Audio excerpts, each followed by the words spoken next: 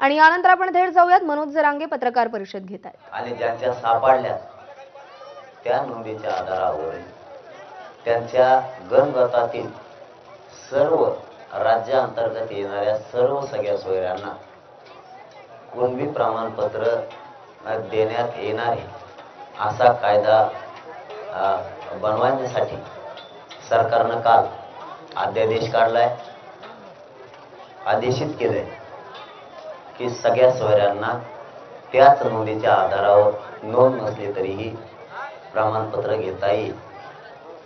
त्यासाठी जो काल त्यांनी राजपत्रित अधिसूचना केल्या, अध्यादेश तो काढलाय, त्यामार्फत किमान पहिलं प्रमाणपत्र एक मिळेपर्यंत त्या कायद्याची तात्काळ लगेच अंमलबजावणी होण्यासाठी हे आंदोलन तोपर्यंत कायमस्वरूपी अंतर्वालीचं सुरू राहणार आहे। कारण आपण मराठा समाजाला सांगितलं होतं, मराठा समाजाला आरक्षण परिपूर्ण मिळाल्याशिवाय हे आंदोलन थांबणार नाही।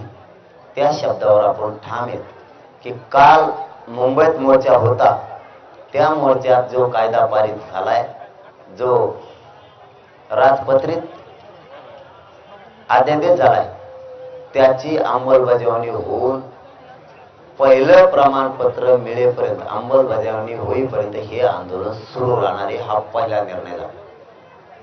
दुसरा, हे आंदोलन आता कायमस्वरूपी सुरू आहे। हे आंदोलन मराठ्यांनी 100% जिंकलेले आहे।